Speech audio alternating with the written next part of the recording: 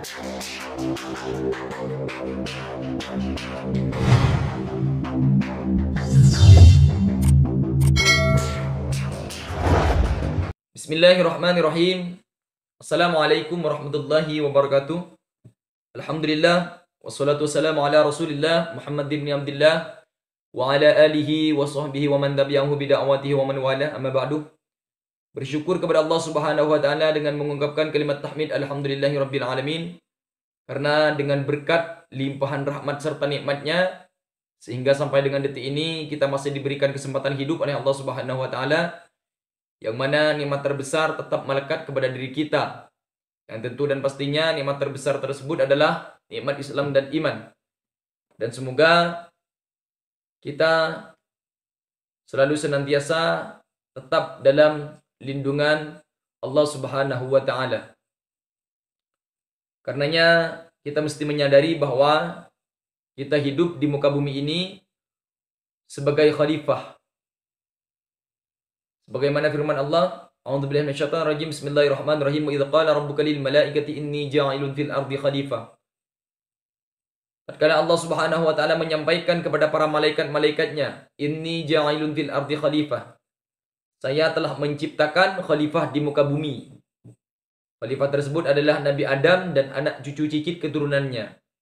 Tentu dan pastinya sebagai khalifah kita pasti mempunyai visi dan misi, mempunyai tugas dan tanggung jawab sebagai khalifah.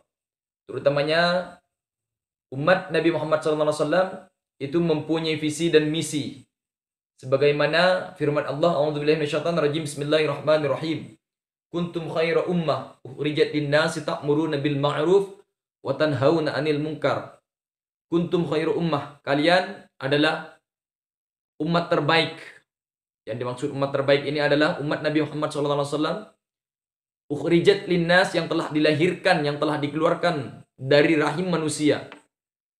Tugasnya apa? Ta'muruna bil ma'ruf, mengajak orang, memerintah orang untuk melakukan segala bentuk yang ma'ruf, melakukan segala bentuk kebaikan. Wa tanhauna 'anil munkar, dan mencegah orang, terutamanya diri pribadi, daripada melakukan perbuatan-perbuatan yang mungkar, kezaliman, fahsya, keburukan. Semoga kita diberikan kekuatan oleh Allah Subhanahu wa taala untuk menjalankan itu semua, mengajak kepada yang ma'ruf dan mencegah segala bentuk kemungkaran. Amin ya rabbal alamin.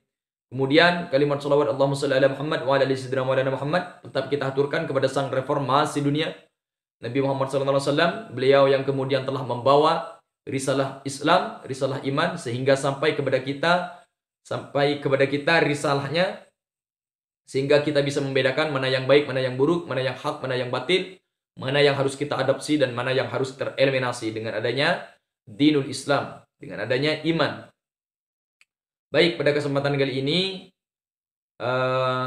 sebelumnya ingin saya menyampaikan bahwa akhir-akhir ini saya sudah lama tidak mengupload video panjang di YouTube, karena juga berkenaan ada beberapa tugas yang harus saya selesaikan karena saya kuliah. Biasanya di semester akhir, di semester 8 itu ada tugas yang cukup berat. Tidak berat sih sebetulnya, ringan kalau dijalani. Kalau mahasiswa-mahasiswa yang telah lulus mungkin sudah tahu bahwa tugas itu adalah proposal dan skripsi, dan alhamdulillah kami sudah menyelesaikan sidang proposal, tinggal skripsinya. Dan saya berharap semoga Allah Subhanahu wa taala memberikan kemudahan terhadap apa yang telah saya kerjakan dan akan yang saya kerjakan. Semoga apa yang saya kerjakan menjadi tambahan nilai ibadah di sisi Allah Subhanahu wa taala. Amin ya rabbal alamin. Baik, pada kesempatan kali ini ingin saya menyampaikan, kalau di episode-episode sebelumnya saya konsisten membahas terkait dengan permasalahan yang berkaitan dengan pernikahan. Ya, alhamdulillah sudah beberapa poin telah kami sampaikan terkait dengan masalah pernikahan itu, terkait dengan pernikahan. Namun pada kesempatan kali ini saya tidak akan membahas terkait dengan pernikahan, Untuk episode selanjutnya insya Allah kami tetap akan lanjutkan dan konsisten untuk membahas terkait masalah pernikahan. Memang sebelumnya saya sampaikan kenapa kok saya kemudian membahas terkait dengan masalah pernikahan. Karena di kampus kami mengambil jurusan hukum keluarga Islam. Yang mana di kampus kami belajar terkait dengan konsep teori-teori tentang pernikahan, baik perspektif agama maupun perspektif negara. Baik, pada kesempatan kali ini saya akan membahas terkait dengan, bukan membahas sih, menyampaikan sedikit apa yang saya ketahui dan yang saya pelajari. Misalnya nanti ada perbedaan, tidak sesuai dengan apa yang Anda ketahui terhadap apa yang saya sampaikan ini, mari kita selesaikan dengan forum diskusi kalau ada perbedaan. Karena jangan sampai perbedaan tersebut menghalangi kita untuk duduk minum kopi bersama.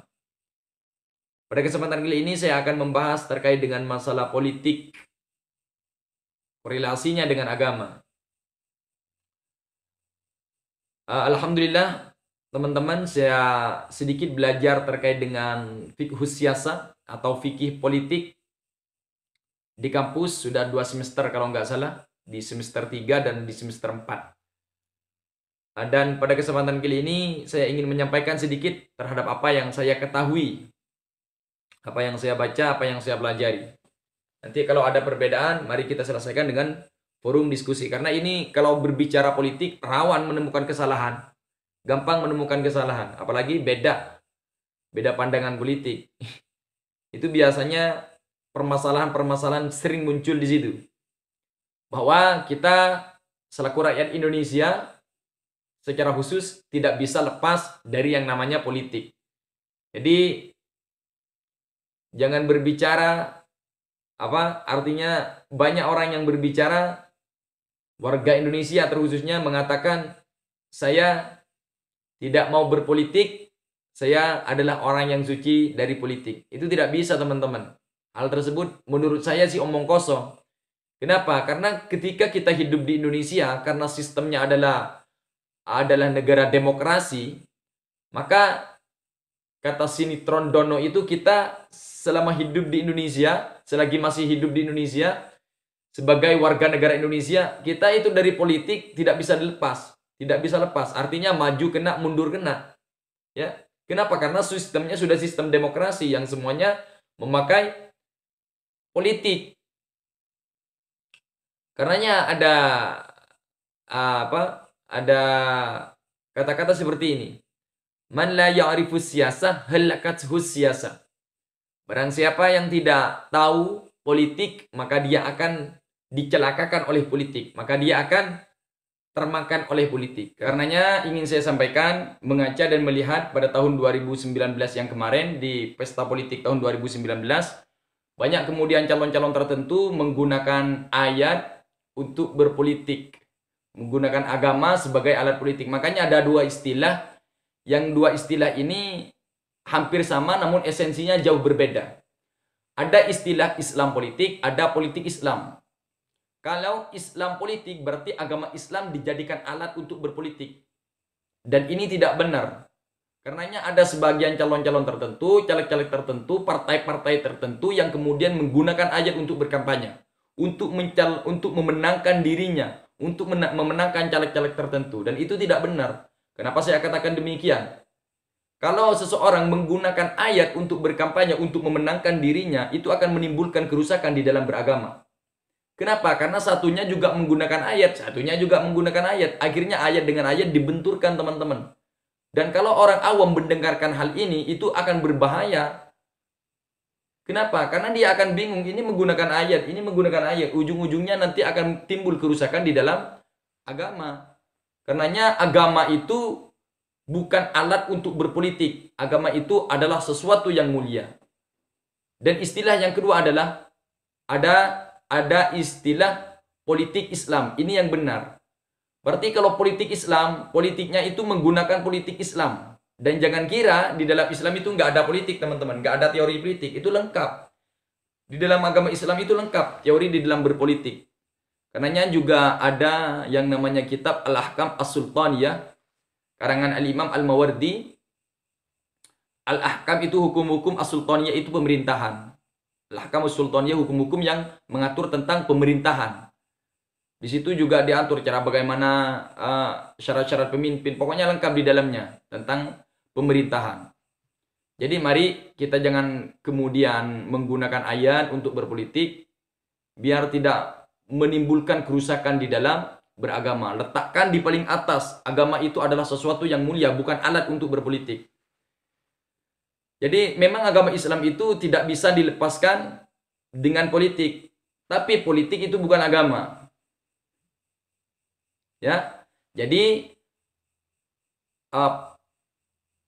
agama tidak bisa dipisahkan dengan politik, tapi politik itu bukan agama. Jadi selama kita beragama, hidup di dunia lah, menurut saya pribadi hidup di dunia kita itu tidak bisa lepas dari politik. Makanya mari bagi anak-anak muda yang kemudian mempunyai potensi untuk menjadi seorang pemimpin yang amanah, menjadi seorang pemimpin yang jujur, terjun masuk ke dalam politik.